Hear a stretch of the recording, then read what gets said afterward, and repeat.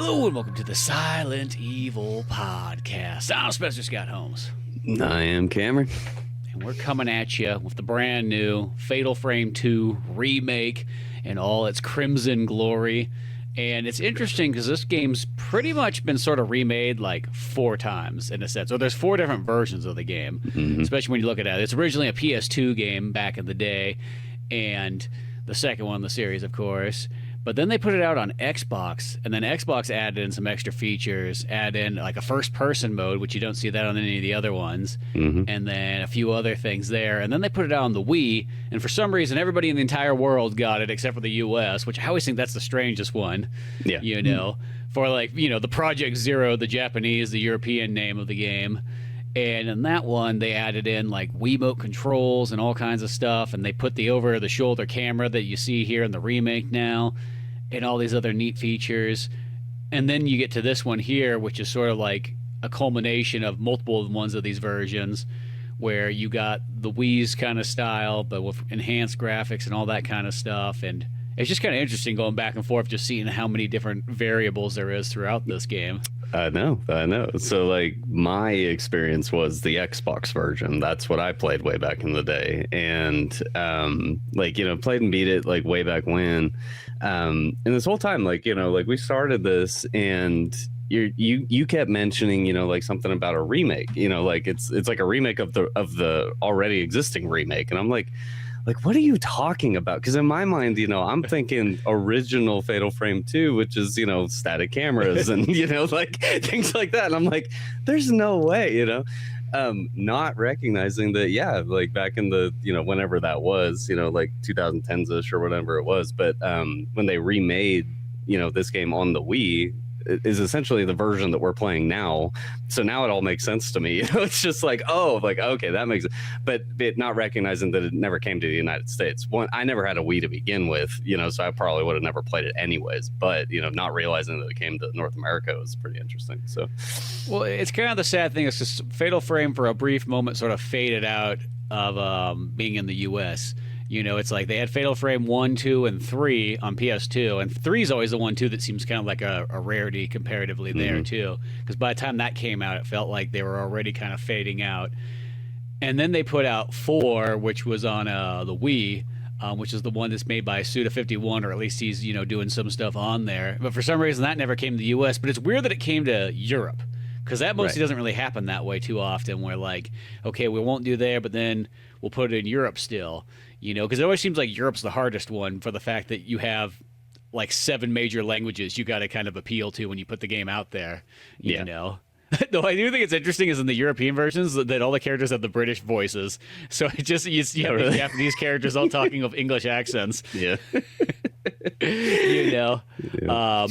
And then even like the Wii U one, when we talked about that, when we played the remaster of that game a couple episodes back, well, that one came out, but it only came out digitally, so they didn't have a physical one. And I remember that was kind of the thing, is like, I played the demo that they had, and I never really got the game on there because I was waiting for the physical one, and like, well, it never came out. You know, for the fact that the Wii U only had a 32 gig hard drive, so that game would have taken up like half the thing, if not more. You know, a stupid amount.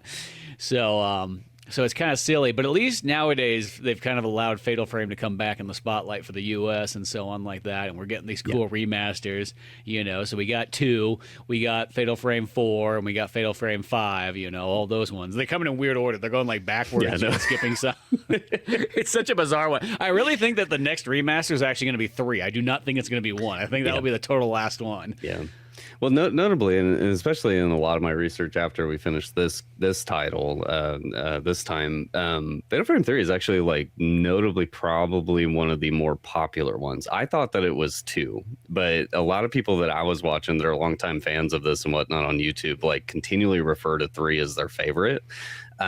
So I've like touched 3, but I've never played through it. So like, I'm really, really curious to like, especially now that we're touching the series, it's just like, you know, eventually we'll probably play through all of them at some point, you know, but, I'm really curious to kind of start putting the pieces together because my core memory of Fatal Frame is what we just played, you know, but the original version. So yeah, well, because for me, and I mentioned this in the last time we did, is Fatal Frame 1 was the one that me and RJ rented back in the day when that initially came out, and I remember really playing that and loving that and everything like that. And then I remember trying out 2, but I never owned 2, so I never really got anywhere into it.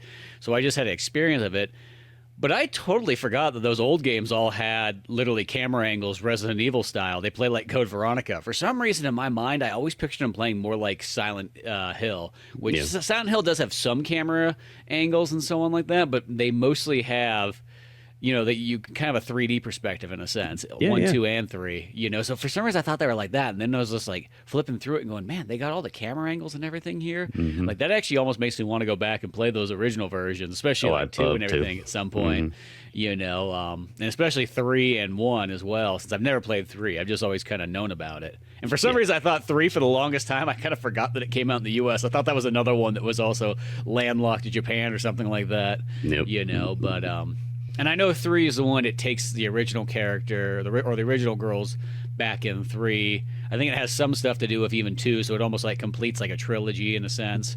Yeah. So I think that's probably why it's very significant amongst people who have played all of them. Yeah. Yeah. No, it's part of the upper echelon of that era's survival horror games and whatnot in terms of like shopping for it today. There's 3 series that I would love to have the totality of the series on. It's Resident Evil, which I have most of yet. You know, I still have a few to go yet, but most of the classic Resident Evils. Silent Hill's the other one, of course, and then it's always been Fatal Frame.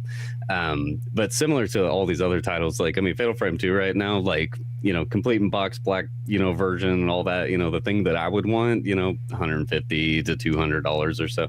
Which, again, you know, we always talk about inflation and whatnot, you know, it's like, it's not that big a deal. Yeah, because if you really think about it, the game has never changed price. If you think of it in inflation terms, it's always been a $50 game. Yep. That's the weirdest thing. Like, you know, if you do that, then you're like, oh, it's not so bad then. Yeah. But this is definitely especially the trilogy. You know, like Fatal Frame 1, 2, and 3. I would love to have all 3 of these.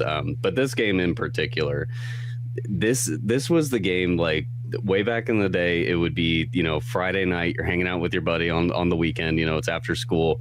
Mom takes you to Blockbuster. What we renting, boys? You know, like we sat. And Fatal Frame 2 for me and my buddy Rory at the time, you know, like would sit down and like we played this over the course of probably like 3-4 weekends. You know, would rent it over the course of a weekend, return it on a Sunday. You know, wait for the next weekend, go re-rent it again and whatnot. But this game in particular was like, I remember how terrified I was of this experience because. One, we were playing in an old barn, you know, so my buddy's dad had this barn and whatnot, and upstairs had a loft, and like that was dad's office, you know, so like there was a computer in there was like an old CRT TV and like, you know, home theater set up with like, you know, the surround sound and everything like that. Like it was really cool, you know, it was like really fun. And I'll never forget, like, you know, renting that game and sitting down and playing, you know, the original Xbox version and just being terrified of just everything about it, man. Just like the tone, the atmosphere, the you know, like Japanese horror. I've mentioned this multiple times on our podcast, but like Japanese horror to me is like one of the more like gets under my skin style horrors in the world. Like it's that and existentialism. Like I don't know what it is about those 2 mediums, but it's just like it just gives me the heebie-jeebies. But yeah, no, it's really cool to see this remade in the way that it was, especially missing the Wii version, and mostly because like I remember the like first half of this game so insanely well. The latter half of the game and the story and all that, like I don't really remember a ton about it, but I remember locations in like the Osaka house, like the very first house that you go to. It's 1-to-1 in this remake, dude, and it's so cool to see. So but I know I was watching some comparison videos where they showed the Wii, the PS2, and the PS5. But somebody should have put the Xbox in there. I felt like that was the one that everybody sort of missed. Is like they kind of forgot that there was an Xbox version, and they should have put it in the first-person mode because that sounds like that makes it kind of its own unique experience. But yeah, the fact is that like all these cutscenes, they're all kind of practically identical. It's like, yeah, the character models slightly are updated in each one, you know, some of those other details, but like, yeah, they do them like the same angles, same look, same everything, which is pretty sweet because sometimes it's like, you know, I get it. Like a lot of times they want to sort of change things up to kind of, you know, refresh or something like that. But I think that like a straight 1-to-1 remake, just make the graphics look better. That's really what people want. You know, at the end of the day, that's kind of, you know, I looked at like, it's like the Metal Gear Solid 3 remake. It's like, that's a perfect example of like, It's straight the exact same cutscenes, the exact same game. You know, there are a little bit of enhancements to give that, you know, a little bit over the shoulder Snake, you know, and so on like that. And that's kind of fine gameplay wise. But you know, it's like the perfect example of like the bad kind of versions of remakes is like Final Fantasy VII, where it's like, and it's not saying the game's necessarily bad, but it's just not Final Fantasy VII, really. You feel like you're playing such a lesser version of Final Fantasy VII, and all you'd really want is like, could you just do these same graphics, but just do the original gameplay? That would be the perfect game. Yeah. You know what I mean? That's what everybody kind of wants, you know? And when you play the 7, you're just like, every single time I play it, just after a couple hours, you always go like, you know, I have a really good version of this game already. What am I doing playing this remake? Right. You know, and it's like, it's that marketing term that I hear constantly. It's just like reimagining. And it's like, we don't, if you're going to reimagine something, just create a new IP at that point, you know, like, don't, you know, take what used to be and like just, and Final Fantasy VII Remake is like the premier version of that. I really liked part 1. I thought part 1 was sweet, you know, going through Midgar and all that, super cool. But part 2, like, what is this? I just don't. Yeah, it's one of those ones, and I keep trying to give it the college try just to see. I don't know why. There's like that, you know. I'm almost about at the end of the time, just going, you know what? Let's just call it a day on this. But that's the thing is like, there's just sometimes remakes that just they just don't cut it. Like, it's just one of those ones, and that one's almost a whole different topic because you have multiple like eras of people that have an idea of what an RPG is, so it's kind of confusing now. Where back in the day, there used to be like, it was 2 types of RPGs. What kind of RPG were you playing? Were you playing Final Fantasy style or were you playing Legend of Zelda style? That was it. That pretty much is action or turn-based. And now it's all jumbled and so on. And then you got American games and all kinds of stuff to confuse it, and European and so on. But yeah, Fatal Frame, you know, even though I will say, knowing that there is the camera angles in the original one, that does kind of add something extra there. Because camera angles is it's like the triple threat of like what makes a great classic survival horror is mostly like tank controls, camera angles, and pre-rendered backgrounds, you know. And if you can at least get 2 out of 3, that's pretty sweet. You know, granted, you do it like in Fatal Frame. I guess the interesting thing always is because you still have the first person aiming and so on like that. But with the, you know, the camera angles and kind of, you know, third person kind of different views and so on. Now something that I couldn't tell in watching footage, and nobody mentioned it in any of their video. I can't tell if this is actual like proper tank controls or if this is something like more hybrid where you do have omnidirectional, you know, with static cams or whatever. I really couldn't tell via gameplay. It looks like it's omnidirectional based off the character movement, but and see, and that seems kind of strange because that's mostly camera angles is the main thing that dictates that it should be tank controls. You know, if you got locked in camera angles, you should have tank controls, or else you have that issue of you run to the right, and then next thing you know, the camera changes, and now right is now left, and all that kind of stuff. Where tank controls never change. You know, you're always running forward, which means your character will always be going forward. Right. You know, and then just being able to switch into first person mode just for the aiming and so on. I don't know. We're gonna have to give the PS2 versions a go here and kind of do some comparing and contrasting and so on like that. But no, I think that overall this remake was just solid. Like, it was fun, everything about it. The story's cool, even though there's a lot going on. And I felt like that was the same thing with like Maiden of Blackwater, because you find like so many notes in these games, so much of them. And the notes, it's not like Resident Evil or like even Silent Hill where the notes all pertain to the same kind of thing going on. Like, these notes are like one of those ones, like some are about like this person's suicide, some are about this person over here, some are this, and then you find like, you know, different ones along the way, and you're kind of like, you got like a lot of backstories you're trying to keep track of, and you go, okay. And most at the end of the day, you just kind of go, suicide, death, sacrificing some twins. Okay, I got you. That's what it is here. We happen to be twins that just stumbled into this place here, you know, because that's what you're doing. You're playing as these 2 sisters, you know, that it's almost like they're off kind of like hanging out and playing and everything like that. They just stumble into like this, you know, ghost town and whatnot. And what was it? Mio and Maya? Was that what it was? Right? Mio and Mayu. Yeah, Mayu. Yeah, you know, and you stumble. Yeah, I really the story, and like I said, like the story is something that kind of slipped over my head, like especially while playing through this, because there is just like so much just random cutscenes and stuff that happen where it's just like a ghost face like flashes at you, and it's like all blah, you know, and it's like scary and like black and white and blah blah blah, and it's like, what am I really watching here? Post-end research, I understand a whole lot more about the game, but the game itself does not do like, I don't know. You have to be reading every single note, understanding exactly where you're at in the map and whatnot, because like the story that actually does exist here is actually really interesting. You know, like in this like old scary village, you know, with these like 4 families that live, and it's all like throughout the game as you're going chapter to chapter to chapter without getting into fine details. It's like you're just learning about the individual tragedies of each of these families, you know, like existing in this village and whatnot, and how that pertains, you know, and ties back to you and your sister. And like a lot of like the core theme of this game that I gathered out of it is just like the feeling of loss and the feeling of loneliness and like needing somebody to be there for you all the time and blah blah blah, you know. So I do enjoy the start of this game because like it shows, like you just said, Mew and Mayu are like sitting at this creek or whatever, you know, and they're talking and blah blah blah, and then there's like this like flashback sequence of like them as little girls in the same place running along this mountainside or whatever, and Mayu trips and falls down the hill or whatever, and Mayu fucking leaves her behind, or like, you know, whatever happens, but it causes this like core memory in Mayu's head that just like, my sister fucking left me and I just like I need somebody all the time and blah blah blah. But really the reason why they're there, I actually found this in game, which is like one of the only pieces like that actually made sense. But the reason why they're there is because like there's a great flood coming and it's going to wipe out that whole area and whatnot. So they wanted so they wanted to go back and see the village and see the, you know, the mountainside where they used to play as kids all the time. So that's why they're there.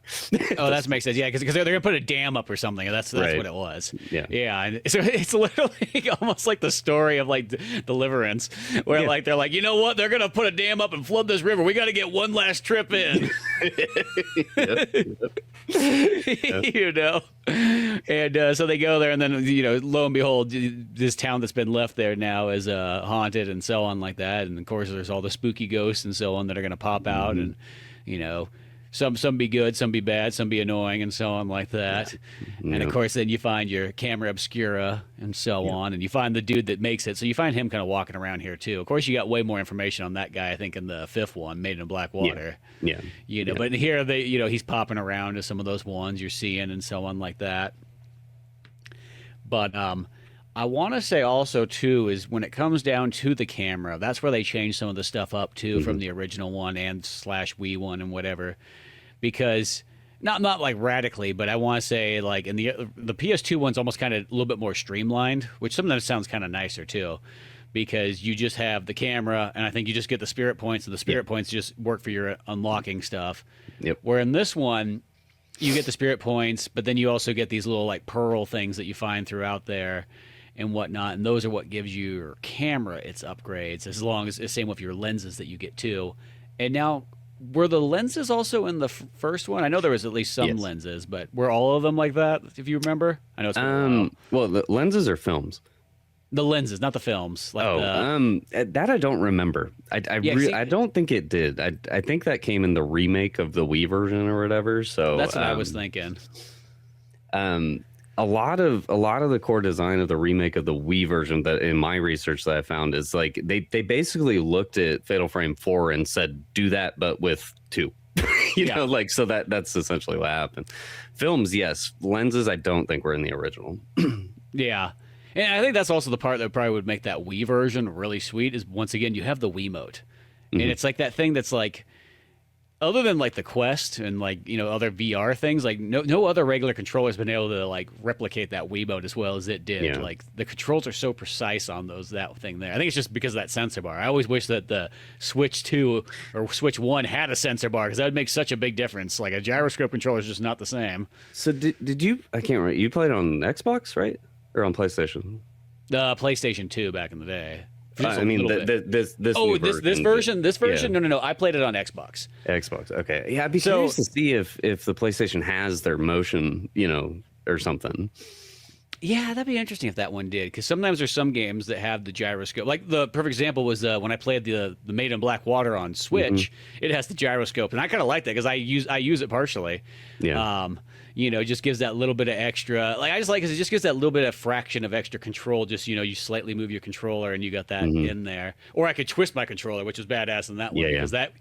I will say after playing Maiden and then you kind of go back, it's like Maiden just has like such great controls. I think it's Yeah. because it was designed around the Wii U gamepad. Yeah. That like you could twist it and you could turn it and Yep. everything. And I could do the same thing on the Switch with the controller. That was where a gyroscope was fine. But I will say one thing. I did play mine on the Xbox Series X, but what I played a lot of it on is I actually just streamed the console or whatever to the MetaQuest, so I played the game through that way. So I just played on big screen Oh, mode, damn. but played Fatal Frame in there. But it looked really good with this game Oh, I bet. because it made Mayo literally look like she was about the size of me walking around, Yeah. And it's something that I kind of always wish VR games sort of had is they always focus so heavy on the first person aspects and everything like that. Why can't we just get a game that's like a third person, but it's all in VR? Where like realistically, I guess the thing that makes it VR is I just get to look around Yeah. and just have a little bit more wider range of that. But the game's still like a third person because I think third person looks really cool, like in that large scale environment where Yeah. the character, like the third person character, is almost the size of you. Yeah, yeah. So when you're doing that, you're just looking at a screen though, right? Like in Yeah. VR. Okay, okay. So, So what I just do is you go into the the Xbox app and then you just stream the console to the headset, and you're just sitting there with an Xbox controller in your head. But you got like a Yeah. 180-inch screen you're looking at. right, right. Yeah, And no, the kind of nice thing is I think that the Quest kind of like nulls the HDR a little bit, so it made it like a lot easier to see because sometimes HDR fine on movies and cutscenes Yeah. and so on like that. Sometimes in gameplay it's just like it's just too much. It's where it's like too dark. Yeah, To yeah. the point like where it's kind of dumb. yeah, because that's something that I turned off pretty immediately too on my end because I do have an HDR display and like I like it like for some games it's super cinematic looking and whatnot, but in this title like you don't need crazy fast frame rates. You're not like hyper precise on your like pinpoint, taking a picture of a ghost. But at the same time, yeah, it is insanely dark. Like this game is dark by default, like Yeah. and yeah, HDR just adds to that so much. So Well, that's all HDR that makes the darks darker and the brights brighter, which I hate to start saying in video games I don't care. It's like Resident Evil. Like I've always just turned the brightness all the way up in those games. It's Right. like I don't care if the graphics don't look nearly as good. Even in Fatal Frame, I had to go in there and I kind of had a dick with a bunch of the settings right off the bat because they had all these things turned on. Like they had the film grain, they had the motion blur, and all this stuff. And I was like, check. I turn them all off, and I'm like, wow, the game actually looks a lot better now and a lot easier to see. Yeah. To me, a lot of times even film grain always seems kind of weird when it's like it's okay. It's not shot. It's not a movie we're watching here from Right. the '70s. We're Right. playing a video game. Like I don't think I need film grain on it. yeah, and it's something to be said too before we like get deeper into mechanics and whatever. If we're talking versions, obviously I played the Steam version and just yet again, dude, just another brand new title, that just runs like dog shit, dude, right out the rip, and like.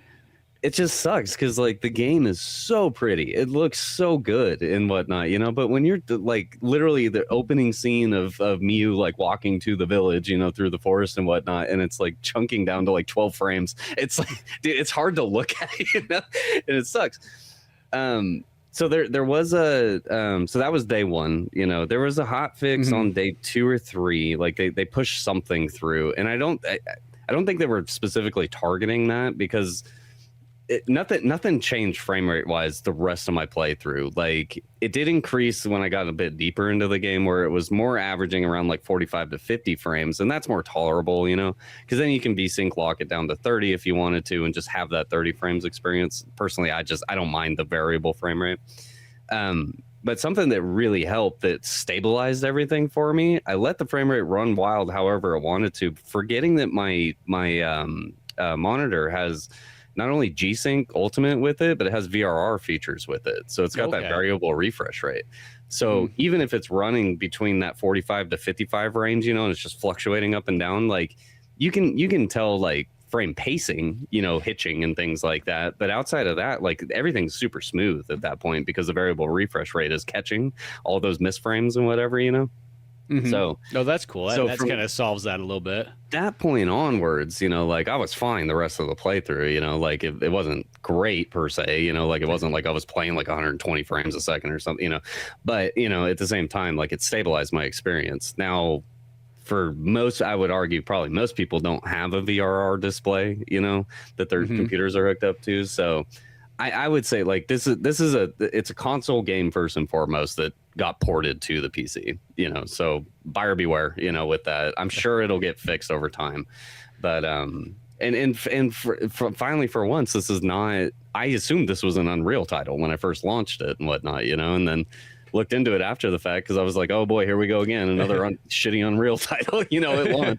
And no, this is actually the Katana engine from Koei Tecmo. And so Dead or Alive, Ninja Gaiden, all that kind of stuff is in this one. I'm glad because that's my thing is like I'm kind of whenever I see like the Unreal Engine pop up, and there's nothing wrong with that, but it's like if it's not an Unreal game, I almost don't care. Like it kind of bothers me. It just feels like, and I get it, like that's the easier way to make a video game nowadays. But it makes games look a little bit more bland when it's just like, oh, it's just in the Unreal Engine. Okay. They all look the same. They all look the same.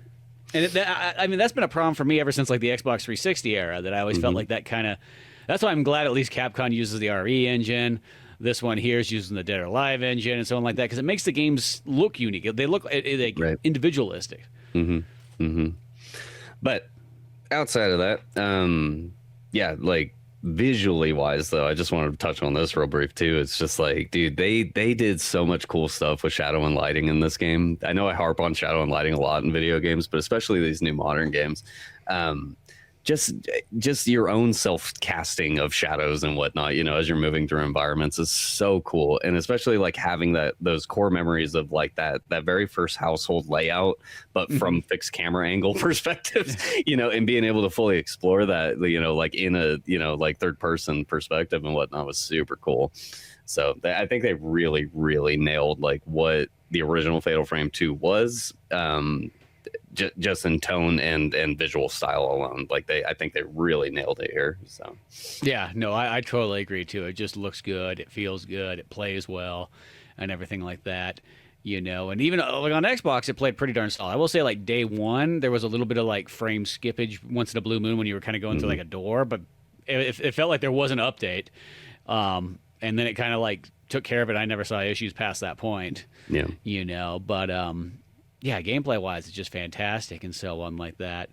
And then of course, like everything, you have all your film stock, which is like your ammunition stock. I always just picture everything from like the unlimited films, like your knife, to like all the way up to like magnum ammo and all kinds of stuff. Yep. And of course, there's always some ghosts in this game too that like, boy, it's like, can they just suck some film and just like watch you go through it?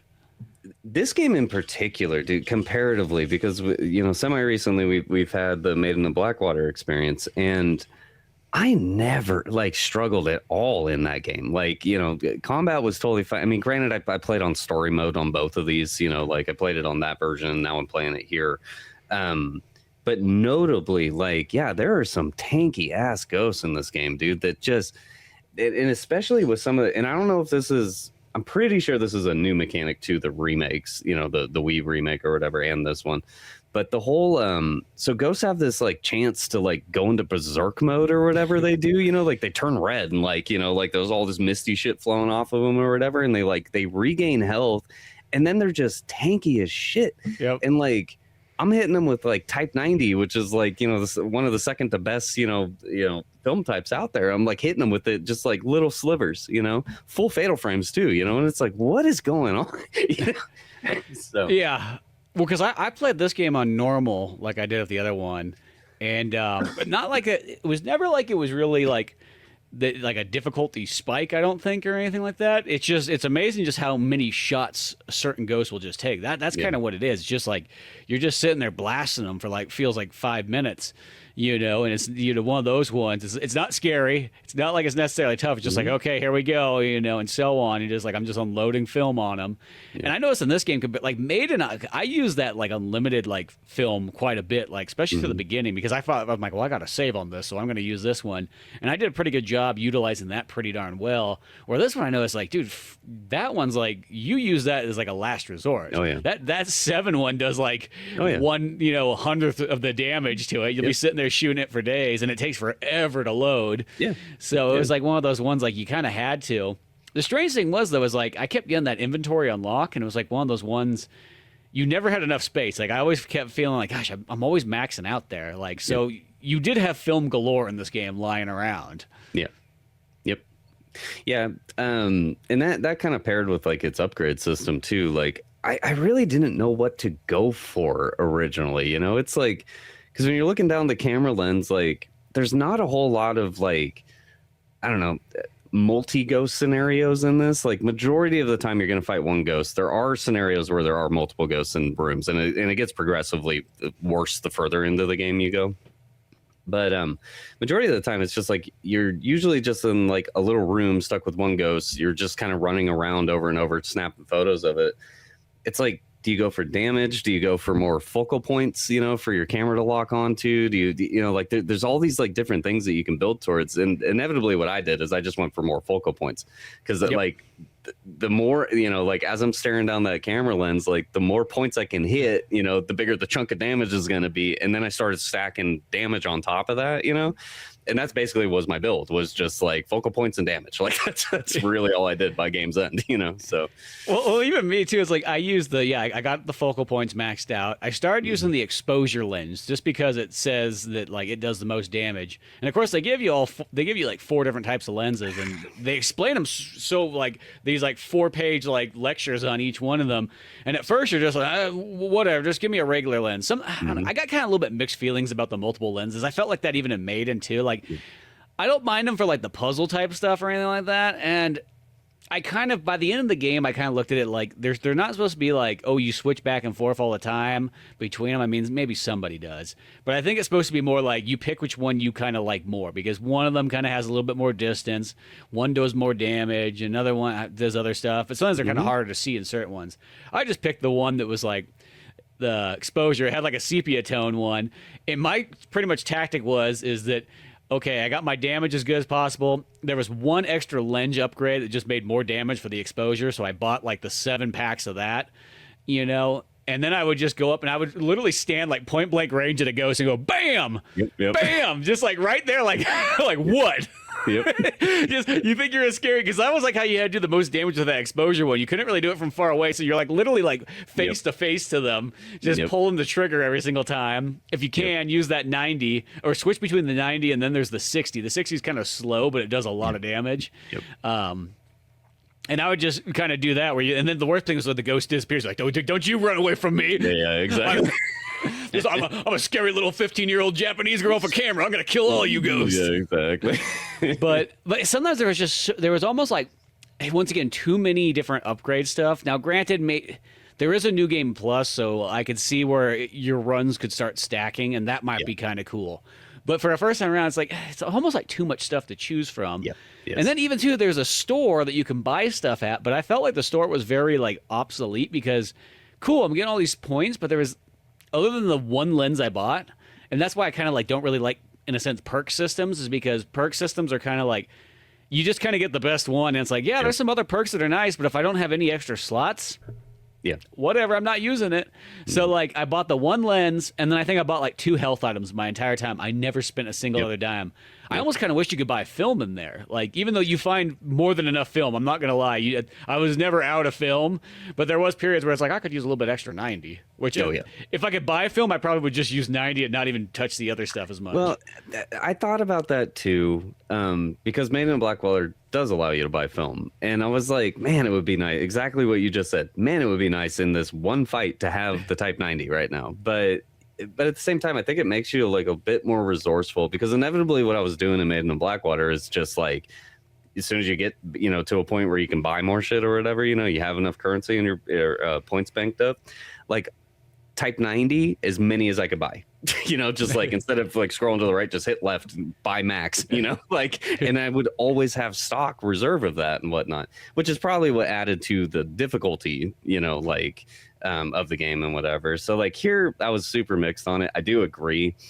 I just think like maybe that type of film, Type 61, Type 90, maybe even allow you to buy like one Type 0 or 00 or whatever, throughout your play run or something, like, but limit those, but like Type 14 or whatever, that's super common and like just does mediocre damage. I mean, yeah, unlimited, whatever, buy as much as you want. So yeah, because you could just kind of like you could always buy the regular health item, just the simple one and so on. But that's the only thing that was like, it's kind of a bummer when you get all this currency, but you can't. There's nothing really to buy. I think that was like the thing. Is it's like I just wish there was something, or I wish almost in a sense like maybe some of the camera upgrades were actually in the store shop instead. Yeah, because you just got all these spirit points, which I think like in number 2 you didn't have the other ways to unlock it. So I think everything was done through there. That makes more logical sense that you only have one currency. Because something that's kind of weird in games that aren't that complicated. Like, why do you have multiple currencies in a sense? Yeah. Yeah. You know what I mean? Why don't we just have one? You just get the spirit points and that's it. Right. Yeah, because the other thing that I noticed too is just like, cosmetics. I mean, like I saw you could buy that type of stuff, like a little, bun thing or whatever that you can put up on I your forgot you buy the head costume like, stuff. But even then, it's just like that should just unlock, by the end of the game, like still reserve your points, you go into a new game, plus you keep building those, so for that part of it, like I get it, but on a single first run, that's all you will ever do, just one run.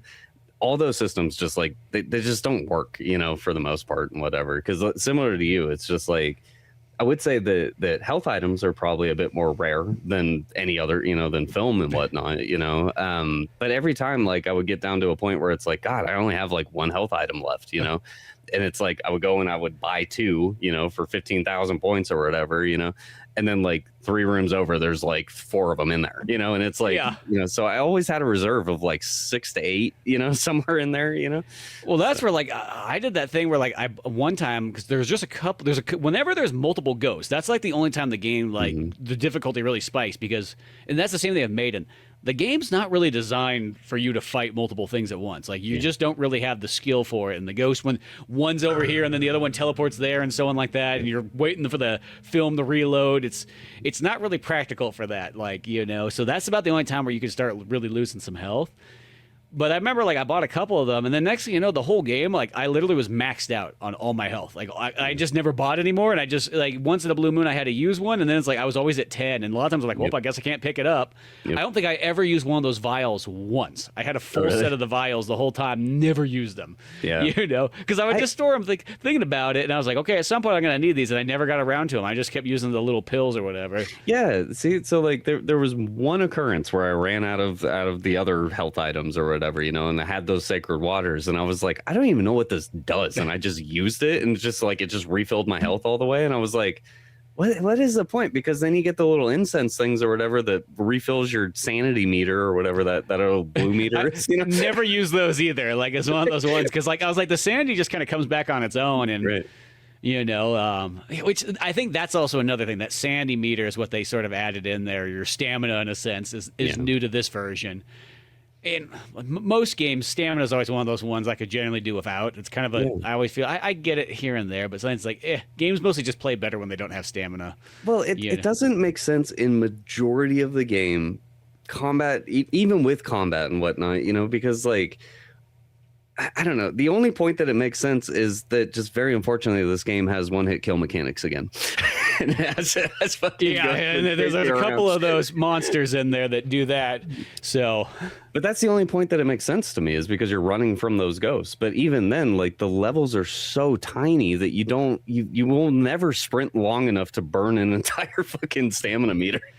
So I don't know. Yeah, because it's that thing. It's like the stamina goes down if you get grabbed or if you dodge or anything like that. But then it just kind of, but by the time you need it again, it mostly is refilled. So as I said, I never use those instant things. Those things always just stacked. And then, like the elixir thing or like the spiritual water, that would heal both of them fully. So I get that. It's a full heal. Yeah. But yeah, it's the same time. It's like, you just kind of had those there and they kind of, stacked up and it wasn't too much of a, maybe like when you're playing on like nightmare mode or something like that. That's where that stuff starts to really come in handy, I bet. And that's kind of how it was. But, because even like normal, it doesn't feel like it was the same way I felt about Maiden. Like, 'cause I played that one on normal, going like, well, if it gets real like a pain in the ass, I'll just switch it back, And this one was the same way too. It's like, okay, if I'll just switch it, and then I didn't really have an issue, and it's like, you know. And even like the other big mechanic is you do have the one-hit kill monsters, which this falls in that time period where that was starting to become kind of a thing, you know. I do give this game kind of credit where, especially for the remakes. So this was something I wonder about the PS2 one and even the Wii and Xbox one, is this game always would save right before you came to a one-hit kill monster area, which I'm thinking the PS2 one does not do that, which that would probably kind of suck. Mm-hmm. Yep. You know, because then you have to resort back to your save but in this one, it saves right beforehand. So if you do get caught, whatever, it's not a big deal. You start back again, figure out, don't go left, go right. You know, mostly that's always kind of what it is because it's not going to tell you. Yep. You know, but at least these ones are all just scenes. You know, it's never like. The worst thing is when it's that hide and seek mechanic where like the thing's always there and you have to go do a puzzle or something like that, and it's just right there next to you the whole time. You're like, let me go hide. Wait. Finally, okay, go run back over there. I mean, there's maybe a couple parts in this game where there's like, you know, like there's like two. There's like a monster kind of guy who, for some reason, you can't see through your camera, which has a really goofy feature. Like later on, you find out, like, oh well, just take the governor off the camera and you can see him. Like, well, just as a safety thing on my camera. Why the hell was there a safety thing on the camera? It would have been fine if there was like, okay, you got a special lens that like screwed over the top, you know. And that's almost how the lens.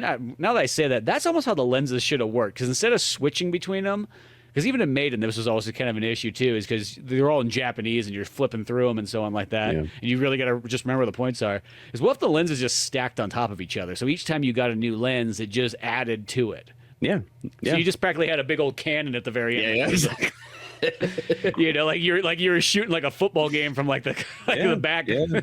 Well, they could have taken that and like totally built more into you know, different individual ghost designs and whatever, because like, you know, you could, you know, similar with this particular dude, you know, exactly what you said, like have a particular type of lens that you can fight that particular type of ghost. And then you could have like really dynamic events where it would have to be larger rooms or whatever, but you could have like multiple ghosts with different types, you know, where you physically do have to flip back and forth between lenses and whatnot, you know. I think something like that would be really cool, because currently the lens thing to me, it's just like, outside of taking pictures of the little like handprints and stuff on like that one lens type that could, you know, unlock the puzzles essentially, you know, like with the little handprints or whatever. I just stayed on normal, dude. Like I never really changed anything outside of that one thing where I had to take the picture of the ghost that was floating way up in the boss fight with the dude way up in the top of the room or whatever. Like which is also is a soft lock feature, I think. I don't know if you can actually fight that ghost without getting the zoom feature beforehand. Yeah, I thought about that too, because and this is like totally at the tail end of the game, the second to last boss, and we're kind of jumping around here, but there's literally this boss, and it took me a good moment to figure that one out, that there was a dude standing, like he teleports up to the top there. Like I actually died twice on there because I was like, dude, or I think I reset one time because I was like, what the hell is going on here? You know? And then I realized the dude's standing up there, and then you got to zoom in on him. And lo and behold, I bought the zoom just because I had some, by this point I was like, what do I upgrade? I guess I got the zoom. You know, I've got all the things I want, you know, because that's the only kind of downfall too, is like sometimes in certain games, once you kind of max out what you kind of need, you're like, now I just have extra points, you know, so I'll just get stuff. But like you literally need a zoom is like the only way, though. I think there's like the paranormal lens or the purple one. I think that one has a longer range than all the other ones. So I think that lens is the one that you would have to use if you didn't have the zoom. So I think in a sense you can't be totally locked out of that situation, but the zoom does help.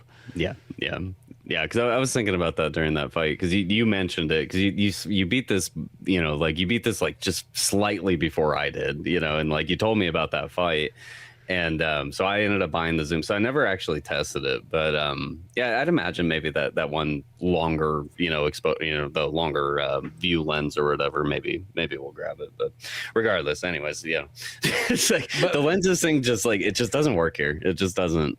You know, and I didn't like it in Maiden either, you know, so. No, I thought in Maiden it was still kind of a cluster in that one, too. So that's just that thing. It's like, can I just have to just give me the camera, give me the film, you know, maybe just make the zoom just a normal feature on there. Like it's not an upgrade thing. It's just a normal thing. They even have the thing where they have the exposure, and I bought like the first point of that or whatever, where you can manually just, and I was like, there's too much going on for me to have to be sitting here. Yeah. Oh, let me slowly try to get you into focus. Like, I'm battling a ghost. I hate to start saying exposure lens, walk up right to them, snap right in their face. Now do that it was again. Now that's something too, because like I didn't put a ton of time into the combat, but like I noticed that there's a focus upgrade or whatever where you can put the ghost more in focus. Does that just add the damage? Does that what does that do? So pretty much what it does, because I got the first point of it, and like then it allows you to use the D-pad, which is kind of a cluster. There's a couple control clusters in this game because you have like in camera, but then if you accidentally pull the camera out and you press the same buttons that you're used to playing, and that was a thing in Maiden as well too, because I think R1, if I'm not mistaken, was like the multiple shot thing, but there was also your run button or something like there was something like that. But I remember like I actually would hit, and then like the multiple shots would go off and be like, no, not multiple shots on my 90 film. Yep. Which there's one feature, and I know I'm getting a little bit distracted here because we were talking about the manual focus. I'll pull up the other one in a second, but I'll go back to the manual. What you could do is you pressed up and down on the D-pad, and it pretty much would just make those focal points sort of change. Gotcha. That's all it would do. But it's like one of those ones when the ghost is moving and teleporting. It's too. You're not doing still life photography here. Like, right. It's The only thing that I can think is like because there is a point-based system. I know that difficulty 100% modifies that system in terms of how much points you get, because it mentions that at the end of the game once you beat it. Nightmare is like obviously the hardest version, mode. Like ghosts have a lot of health and whatnot, but that's where you get the most amount of points. So I'm curious if this is like deep end game systems that we're just seeing at a surface level, going like, "What the fuck does this matter?" Yeah. Well, I mean, I do kind of agree that it probably does make a difference if you got really deep into it. All these, your filters, your zoom and manual focus, all that stuff. I get it. Like it all kind of does, but for the most part, it's even like on the Nightmare one. Like if the ghosts are going to take even more damage, I don't know if I want to play that. That just doesn't sound like fun because they already take so much. That's like the one thing about Fatal Frame. Even though I love the game so much, but some of the ghosts, like, could they just kind of go down? Some of them, especially some of those basic ones, they could just go down a little bit faster. Like So last night, just to kind of just refresh real quick, like luckily this time when I played this game, every single chapter start, I have a save, like all the way through, so I can just jump around the game now, whatever. So last night I jumped back into the game, fought the final boss again. My first run through that, he killed me initially. Did a second run on him, beat him pretty easily, for the most part, like maybe a 3-minute fight or whatever. This time, the dude went into the berserk mode and whatever, and like, oh my god, Spencer, I fought that thing for like 15 minutes, and I was down to free film at that point, just going like, just please die, like, and just getting him down to the last little couple like chunks of health or whatever, dude. It took forever, but were you using the exposure lens out of curiosity? See, now this was the other reason I used the exposure lens, because it said it in the description. Is not only did it did the most amount of damage, even though it had the shortest range, it also made it pretty much would like null their like aggression. Oh, okay, that makes sense. Yeah, because I was dealing with that berserk mechanic constantly in this game. It was annoying as hell. Yeah, because so if you use the one that looks like a sepia tone lens, that one like it calms them down a lot more. And I think almost its special ability when you hit R1. No, the special ability on that one was it made them go slow motion or whatever. Yeah. It's still decent enough and so on like that. But like being able to have them calm down and so on. The only downfall is you literally have to shoot everybody like point blank range. Like you got a shotgun in Gears of War. Yeah, that's like you're literally standing on top of the ghost shooting them practically.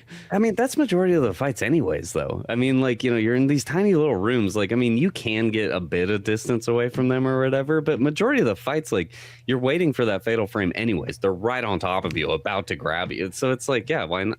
I didn't even think about that, dude. That's dumb. Probably should have been using that the whole time. Well, yeah. Well, I sat down. It was after I had all the lenses for a moment. I sat down and I went right back through the paperwork, and I'm like, what are all these lenses doing again? And then I saw damage, and then like it reduces the aggression. I'm like, let's try that one. Okay. And so I took that, and then I upgraded that was the only thing I bought in the store was the lens that made that one do more damage for the perks or whatever. And so I got that. And then, I would just walk up and just do that. And then I pretty much would, if they turned aggressive, they like would go away real quickly. Okay. So that was kind of nice.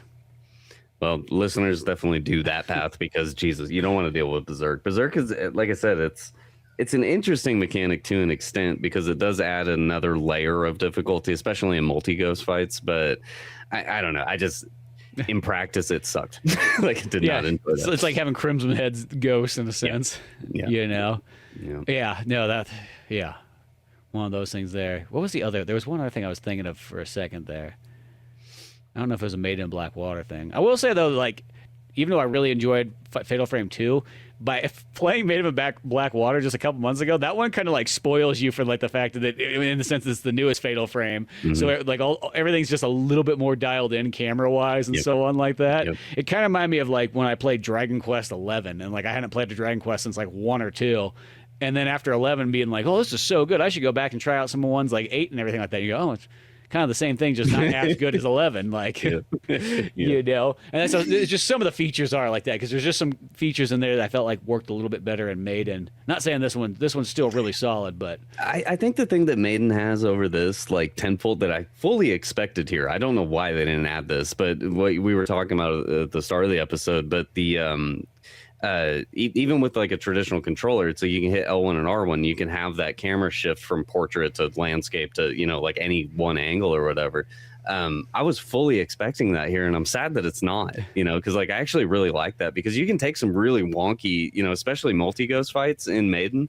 It's like you can angle that thing just so well to where it's like you hit like a full body shot of like 3 ghosts, you know, and like Fatal Frame all of them and like get a triple kill in one shot. It feels so good, you know. You can kind of do that here, but like this camera, instead of being 16:9, is 4:3, and it's like you can only fit so much into that lens. So. Well, and that's the thing is like if you're playing on PS2, that means you got a full screen camera, but like on like a widescreen TV now, it seems like I'm missing a little bit here. Yeah. You know, so you have that. I mean, I think it's still actually kind of cool they kept it in 4:3 just for the fact. Just why not? But because I did that thing, they allowed you to flip through a couple different versions. Like you could have the original look to it, you could have the modern look and so on like that.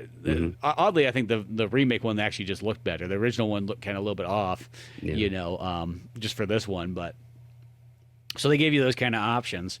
But yeah, there's something to be said about that full, especially once again on the Wii, I had the gyroscope controller, so I could just tilt it like this, and it was just like you get those angles, and I thought that was cool, you know. And that's just the camera control and everything there is great. Yeah. The good thing about number 2 though is I like how straightforward like the story goes. You're not like, hey, let's go back to the, you know, the store again and make the run back up the mountain every single time. That was the other thing about Maiden. It's like, how many times are we gonna run back up this mountain? Yeah, I know those dumbass friends. I mean, like, so it happens again in this game. Granted, it's just one character this time, but your sister, dude, like, if you're playing as Miyu or Miyu, something like that. I know the sister's name is Mayu. Mio. Yeah, it's Mio and then Mayu. Okay, so you're playing as whoever Mio. Put that together. They should have put 2 different names. They should have been like Caillou or something like that. So it's not 2 M names together. Yeah, exactly. But you're free. Mayu is constantly getting possessed and running off into the village, and you're just like, it's another one of those games where you're just like constantly like, you're with your sister, she's complaining about how you never leave me and blah blah blah, and then she just fucking takes off constantly. Like, like, here she goes again. And then they have a feature too, which I was wondering if that was in the original one, but I kind of saw it wasn't, where you can like hold her hand and you can drag her along and so on. And it's nice that you could actually run with her like that too, which is kind of cool. And they have a little feature where like, you know, when you hold hands, you know, you heal slightly and so on like that for those moments, which is kind of nice. That was another reason why I had so much health too, is because whenever there was those moments, it's like, well, here's my free healing, you know.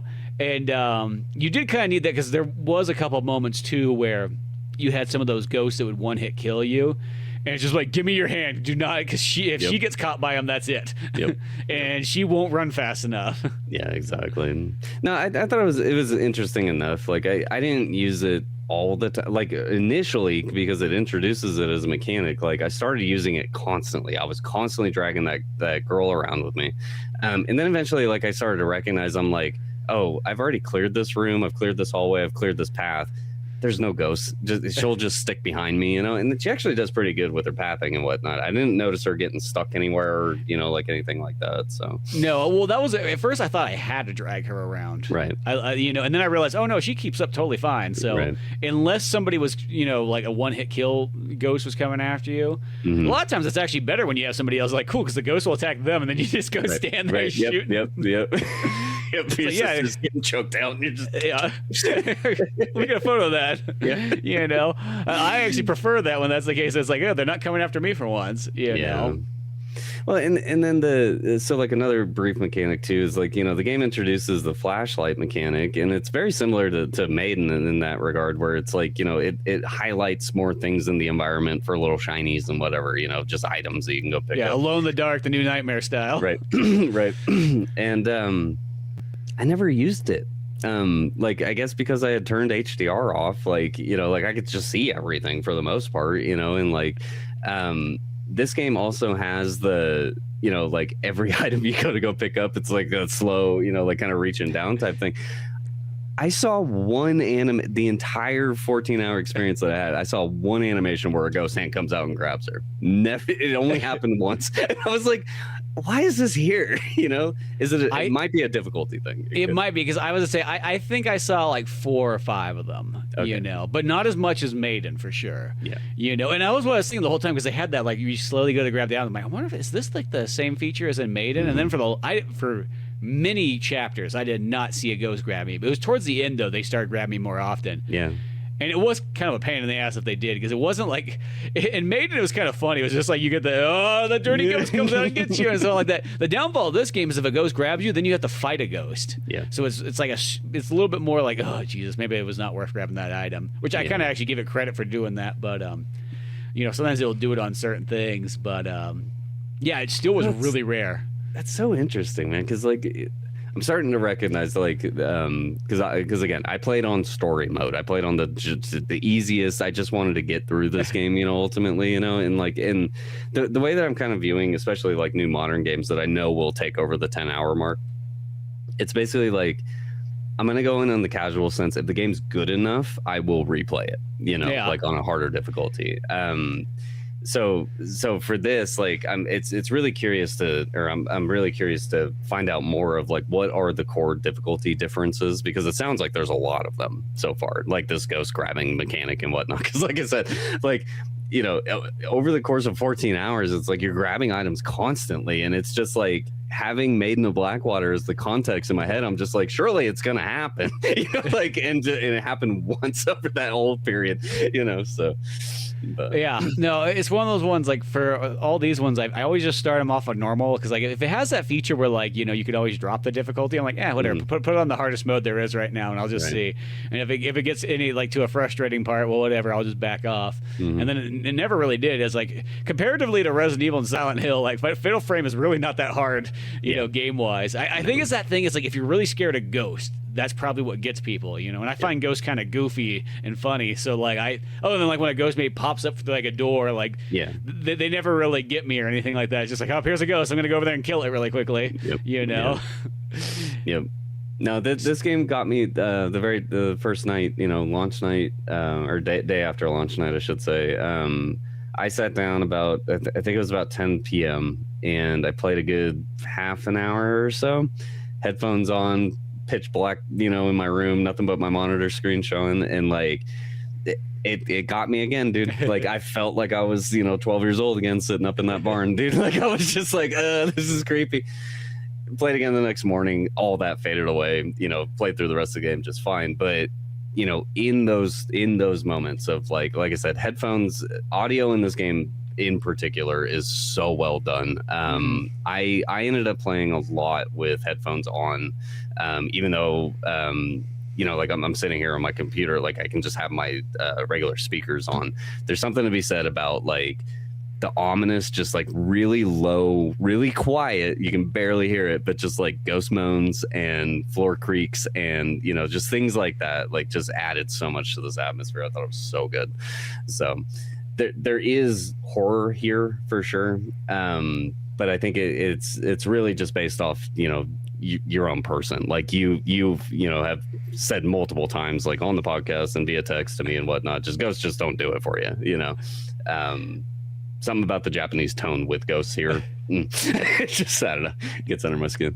Yeah, it's one of those ones, like, don't get me wrong, I still really like it, but I just always feel like, I don't know, I get like Scooby-Doo vibes, like running through here and so on like that. And I did pretty much play the majority of it. I play most of the games with headphones on. I like headphones for like any kind of game. It's one of those ones that seals you in. But headphones plus the Quest, the Quest was, because then it darkens everything around you anyways, and you just have your big screen, and you can kind of lean back in the chair and have it curved around you. That's so rad. it was pretty slick for this game, and I was like, that was kind of the way to go. I think I might be doing that a little bit more often. Cool. And it ran super smooth and so on, and just kind of took you in there. Like it is kind of like all those cool extra things you can kind of do with like a VR headset, kind of adds to it. There is always that thing. It's just something about the VR. It's like you always got to kind of get yourself, squared away, and it's not just like turn the TV on. It's always just that little bit of extra setup and equipment you have to sort of have. That science kind of does it, but no, that was sweet. I like going through all that. And just kind of seeing it with the big screen cinematics and so on. And just kind of going through the story of, once again, you have these twins back in, like, I don't know, ye old 1800s Edo period, wherever the hell it is, and they were, of course, the town sacrificing these. There's always sacrifices in Fatal Frame. Somebody's getting sacrificed. That's always what it is. And of course, they see you like fresh blood, a new sacrifice. Yep.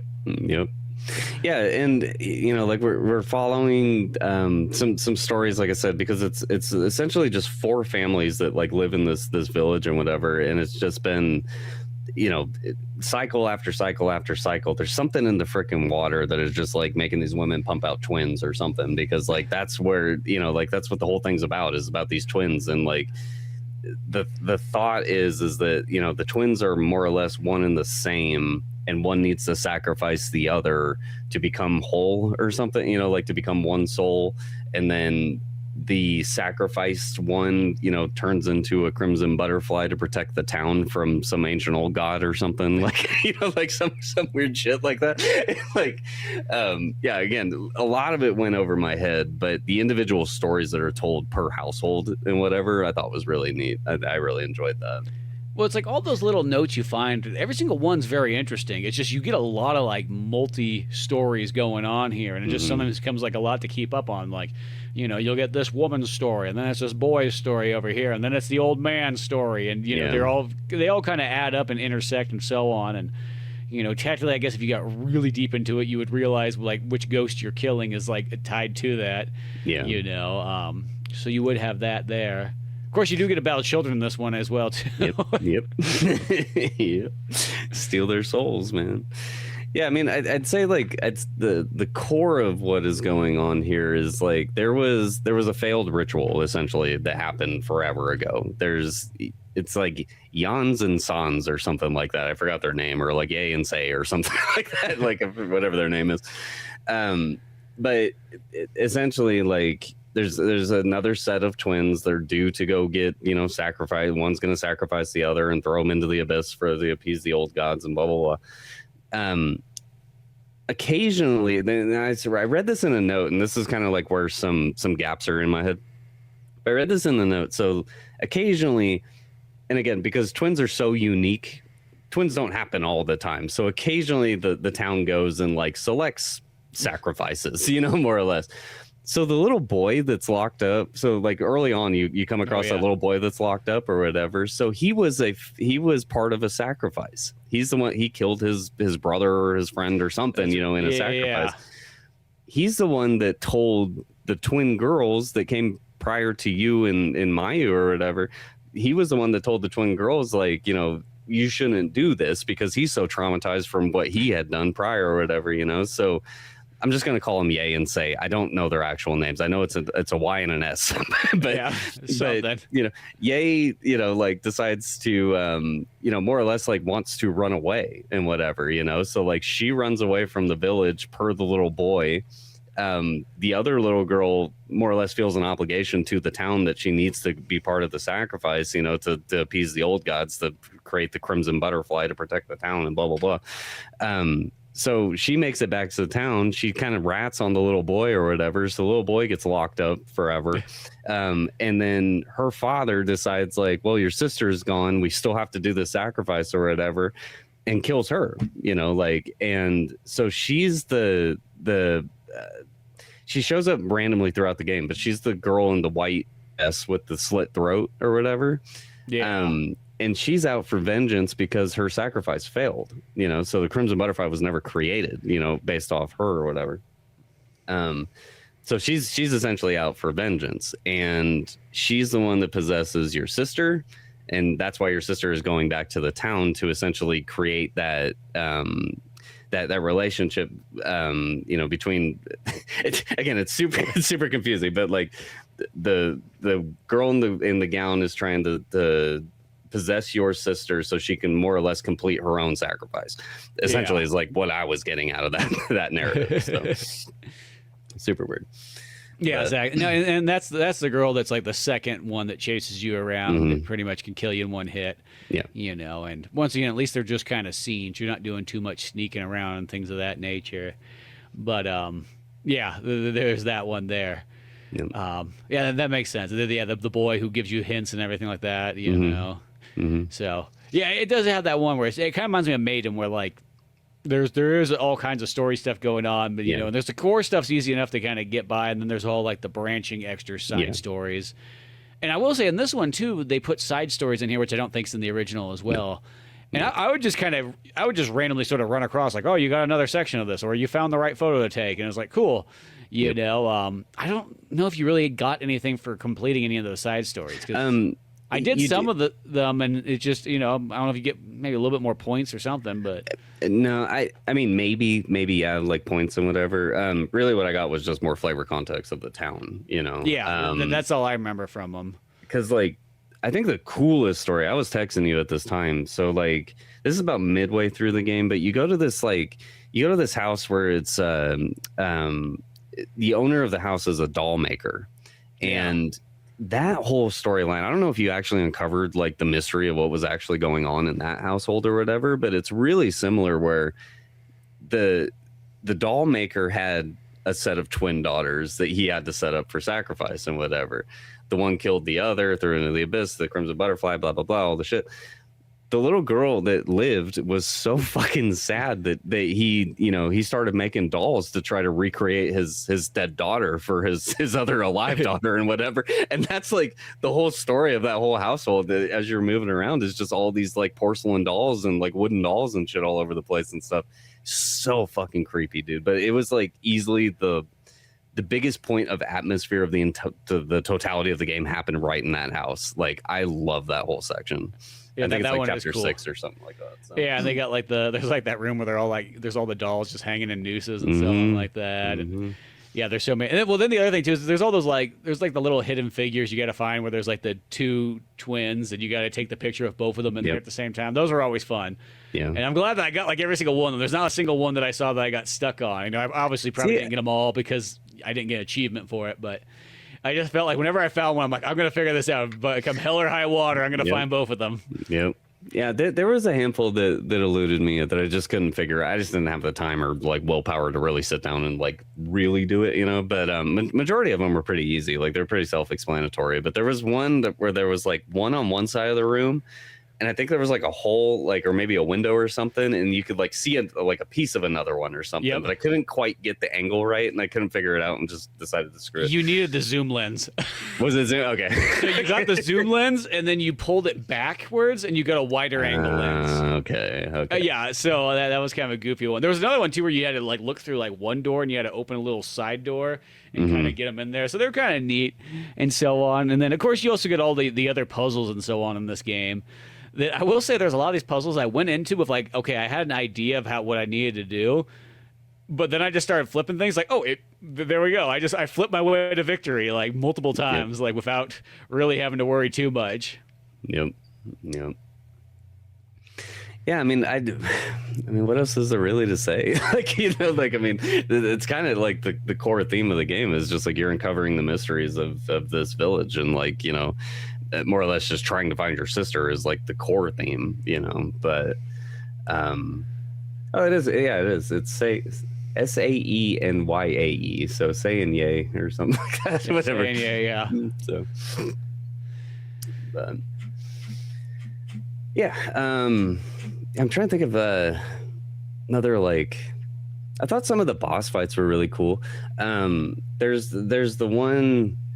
It's almost identical to what happens in Maiden in Blackwater too, but it's just like you're there's like a particular piece where you have to like you're leaving the first house, you have to cross a bridge or whatever, and then the water lady. The water lady. Like I really enjoyed that because I think it exists in Maiden in Blackwater too, where there's like a floating one, like over some water and stuff. I thought that one was really neat. Obviously, like the dude that's chasing you majority of the game, that's kind of the final boss or whatever, like that samurai looking dude, like I thought he was super cool. There's one, it's not a boss, but there's like one lady where like she like pretty much jumps off of like the third story building and snaps her neck, so then she's on the ground like crawling at you like that, which was really easy for my camera. Really just stood above her, bam. Yeah. Yep. Yeah, that one was actually funny too, because like there's a couple times, especially because like, it took me a while to get through that fight, because again she did berserk mode on me or whatever, so like I left and then I came back or whatever.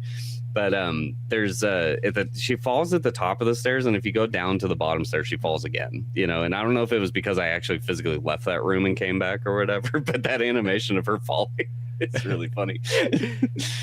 So. Oh yeah, no, I like that. It's like bam, and it's just right down there. There's all kinds of neat little ghosts and so on throughout there, and just different ways you got to kind of go about them. And some of those bosses, and just some of the tactics you got to use as well. Even though a lot of times, once again, it comes back to the old-fashioned point-blank range, blast them to death. As long as there's not multiple ones. Yeah. And as long as you have that film load up. I remember like that Type 0 film, I realized that I was getting towards the end because I had, once again, that inventory thing does not upgrade high enough. Like, that always kind of bothers me when it's like, let me carry as much stuff as possible as far as ammo goes, or else I hate the idea of it's like, oh, it's sitting there. Though, granted, in this game, the one thing that's kind of nice is you'll sometimes come across film you can't pick up, but you'll come back around that place multiple times so that you eventually picked it all up by the time you're at the end of the game. I noticed. So I was like, okay, that kind of makes sense. But like that Type 0 one, I was like, okay, I got to start using this because like I can't pick up any extra. And then I remember I'm missing one shot of that, and that makes you feel so pissed off. Like, God damn it, this ghost disappeared right before I could fire. Yep. The really good film just wasted it. Yeah. I'm trying to think of like anything else like insanely notable. Like it's the only downfall is we played this like a week ago, so sometimes it's like there's a little bit of fading time. No, very unfortunate. I got super sick last weekend, and that lasted until about Wednesday, and like Thursday I finally started feeling better. We're on Sunday now, so it's been a week since I've completed this. But like I said, I kind of I jumped back to a handful of chapters and just kind of replayed a few sections or whatever as of last night, just to kind of get my head back into it. But yeah, that's really all I really have to say about the game outside of the endings, because I got a really funny ending initially. So well, that's true. There is, and I think this one adds like a couple extra endings compared to like the PlayStation one and so on. The downfall is like you could only get 2 endings on like a normal playthrough. You have to play hard to get the full ending or whatnot. And then I'm not too sure. Like there's a bunch of other endings on this remaster. That I don't know where you exactly get them or what you have to do to get those too. But I know a lot of difficulty based. Then that might be what they are, because of course there's the one that you actually got where you kind of towards the end there's this room that you run through, and you're supposed to be leaving in the church, and you need Mayu with you and everything like that. And if you go back there, because I thought that's where she ran too, so I ran that direction, and then it said like, hey, I need to make sure I got Mayu before I go this way. And I was like, oh, okay, turned around. But somehow you badgered that thing in. Like, I guess maybe if you talk to it twice or something like that, it gives you an option, because I didn't see an option that... No, because she says that when you're walking towards that area, it's like not like you hit a button or anything, and then like she says that, but I just ignored it, and I was just like, well, I want to see what's down here, so you like climb down the whatever it is, like the ladder or whatever it is, and you're like moving down this fucking hallway towards the end of the game, and then like out of nowhere, it's like you completely abandoned your sister, and the chick in the white kimono shows up or whatever, and she kills your ass, and like. credits. I was like, it felt like the Requiem ending with fucking Leon, where I was like, what is this? Leon's dead. You chose wrong. So, but no, you end up going back. You find your sister, and then like there's actually like from that point. There's probably like another half hour to 45 minutes of gameplay, like leading through those boss fights and whatever, like leading up to the end of the game. But yeah, my true ending,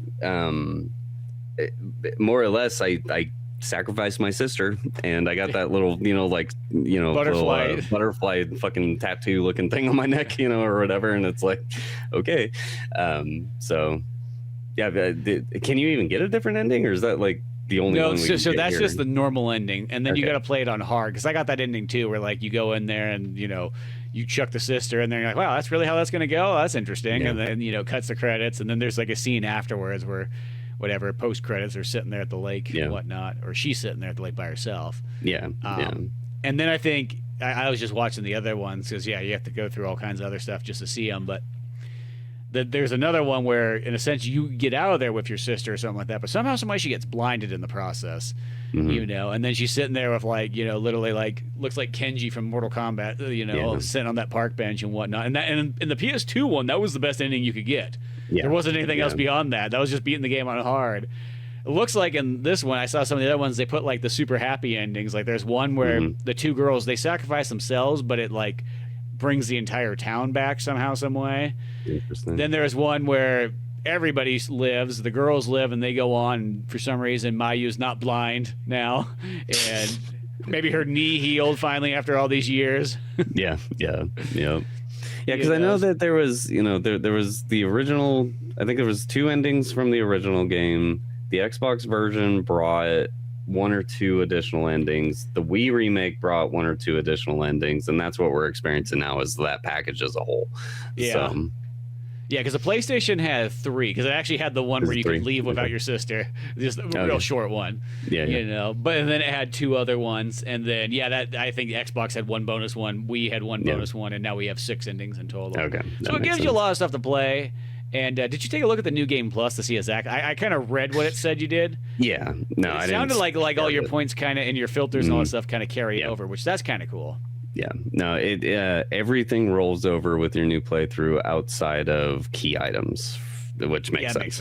So but because I'd be cool if they have the new. I like when they have the new game plus, but you could play it like on the hard mode, so it feels like you get to do 2 things at once. You're like, well, I got to play my new game plus round, but then I also can upgrade the difficulty. I kind of always hate when they split those up, because then it's like, it's like. No, I think you can here. I'm pretty sure cool. You can start on new game plus and insane mode or whatever it's called, whatever that highest difficulty is. That's cool, because sometimes that's always kind of, I know, like it's always thing like Resident Evil 4 is like that, where it's like, you don't get that stuff doesn't carry over. You got to play the professional mode to get that stuff. You're like, oh, okay. Well, that's what was so interesting about I know we just talked about it last week or whatever, but Requiem, I was so surprised that game did not have a proper new game plus mode. Like that, it's so weird. Yeah, it's like a partial new game plus one. Right. It's like. Yeah, like certain things, but like, it's kind of bummer that like you don't. Well, I guess those items you buy is like the only thing that can kind of carry over, right? So then you got to play it a lot more often just to unlock that unlimited ammo one. So I think that's the thing that kind of killed me for like playing a new game plus. I kind of got started, and then it was like, and then I kind of put it down about 1/3 through my like next playthrough. It's like one of those ones where sometimes it's that weird thing if it's like. It's once again like they did the formula so right on Resident Evil 4. I don't know why they've strayed from that. Right. 5 and 4. 5 is probably even better. The formula is so good for New Game Plus, but then like they kind of take that away. So I don't know. It's like one of those ones. Like it's something so nice about just adding to it. Yeah. I mean, granted, 3 has a really good New Game Plus, even though I know it's similar, but it kind of works. Yeah, I know they still have that weird tier unlockable thing where you have to do it that way. It's not just like your guns unlock and you carry them on over. But it seemed weird for Leon that his guns don't carry over like that. And so on. Yeah. I mean, so after experiencing Maiden in Blackwater, we got this. I'm sure we'll probably play that Lunar Eclipse, Fatal Frame 4 sooner or later. Inevitably, I'd love to play all of these. Yeah, 1 and 3, Spirit Camera. Like, where do you think this series goes from here? Because, like, The only thing that really properly makes sense as an evolution to this series would be a proper VR game, in my opinion. I think VR is like actually a very perfect place for this. Especially if they could do VR in third person. I think I mean, I don't mind having first person, but like that's something that nobody's really experimented enough with. You know, I think there's like that super lucky tale. Yeah. That's VR and like third person, but like I think that could be a really cool like notion, you know. But even I'll take VR just straight first person with it and like go with it. But this would be the perfect one to really break more ground on that, and because in a sense, Fatal Frame's been pretty good about like being exclusive to, in a sense, consoles that are a little bit more unique, like Wii U, and so on. So it, in a sense, like this would be a perfect one if Meta wanted to put some money into it. Is like, why don't you like have? Even though I hate to sort of say it, I don't know if Meta would touch something from Tecmo, because Tecmo's almost too Japanese and too risque for most. I mean, shit, they don't even bring Dead or Alive out like beach volleyball anymore because of like how risque that is for American audiences. So I hate to sort of say it because Meta does kind of have those, like when you start their games up, they always have those things where it's like everybody was included in this to make sure it was a fun filled adventure and no feelings, where it's just like, no, I'm playing a video game. I'm going to go stab somebody in the face. Shut the fuck up. I mean, don't get me wrong. They make some good VR games. I'm not denying that, but I don't want to see that shit. Yeah, I think it says that before, like the Assassin's Creed VR game, and you're like, my God. Yeah, exactly. You know, but yeah, that's like, you know, in a sense, it's like, well, they did a good job on the Resident Evil 4 VR for Meta. Yeah. And then they started disappearing. Like, that was the thing, is like, you just need to push that a little bit harder. But I feel like Fatal Frame would be, even if you took a Fatal Frame and you just remade it in VR, I think that would be enough without even having to make like a brand new one. Yeah. No, I think you could totally just take this IP and just roll it into VR and make it that type of thing. The problem though is that I think that Fatal Frame is also, it's niche as is.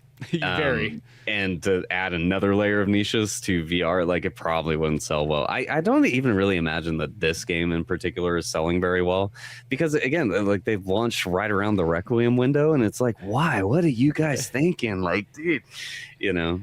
The only thing I can think they're thinking of is for like the hardcore survival horror people like me and you, who like would beat Requiem in like 1 week, and then you'd have enough time just to jump right into this next. But I feel like I always gotta assume there's a lot of average people that like they'll get a game and that might be their only game for a while, and they'll spend some time on that game. So they might spend 3 or 4 weeks, or they'll get it slightly late, you know. So there's so many other factors going in there. It seems kind of deadly to be right up against a really big Resident Evil game. But yeah, as I said, once again, though, Fatal Frame probably knows what it is, and they kind of know that their audience, the people that like Fatal Frame, are going to buy Fatal Frame, and beyond that, they probably hopefully don't worry too much about other things. It's kind of like Dead or Alive and even Ninja Gaiden. In a sense, I think all those games kind of realize they know what they are, and they just stick with that. Yep. No, I fully agree too. Yep. I mean, there's no doubt. It's funny because the amount of people that I've been talking to about our podcast, our medium, you know, and like, because it's right in our name. I mean, Silent Evil, you know, it's Silent Hill and, you know, Resident Evil. A lot of people ask about, you know, Fatal Frame, and they're like, well, what do you think about Fatal Frame? And it's, at the end of the day, it's like, I think that they're good games. I think that they're interesting. They tell stories from lands, you know, far away from here in the United States, you know. So I mean, like, they totally play into that really well. I wouldn't say it's my favorite thing in the world, but I mean, slowly but surely, like, especially now that I have, you know, Made in Blackwater as context, I have the first game and I have Fatal Frame 2 original and this in my back pocket now. I'll say exactly what I said at the end of Made in Blackwater. Like, I'm just excited to go see more about what this, you know, series does. I have a feeling that they're all going to be kind of similar and samey in terms of, you know, like, we're going to sacrifice and there's going to be something bad that happens. And, you know, like, I'm going to use that Dragon Quest analogy once again, which, because like that's kind of how Dragon Quest is like, it's kind of the same game every single time, and they just make micro improvements. They're not like Final Fantasy where they radically change them every single game. I feel that's what Fatal Frame kind of is. I kind of have a feeling too, after playing 1, playing a little bit of the 2, now playing the remaster and Maiden and all that stuff, I kind of have a feeling they're all going to be sort of the same thing. You're all in an old Japanese village. It's not like like you're gonna play one radically. You're in like some sci-fi looking area or something that. And not saying there's anything wrong with that, but yeah, I do kind of feel like they have that feeling like you played one Fatal Frame, you kind of played them all, but that's not saying that it's not worth jumping into the other ones either.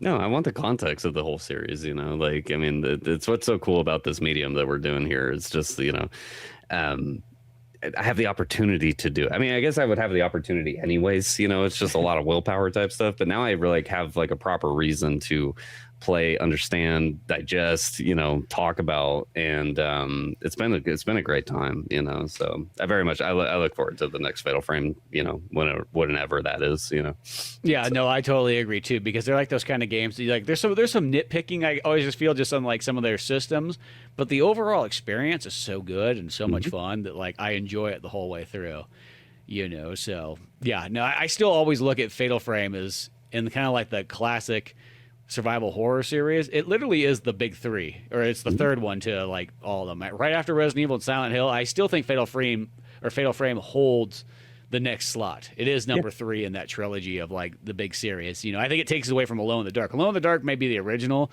I don't think Alone in the Dark keeps it up with the rest of them. No. Yeah, I think this slots in nicely as number 3 for sure. But yeah. Beyond that, though, check out Fatal Frame 2, the remaster, the remake. Technically, it's a very well done one, and you get it for $50. So you're getting $20 off there. They do have like bonus costumes if you so desire.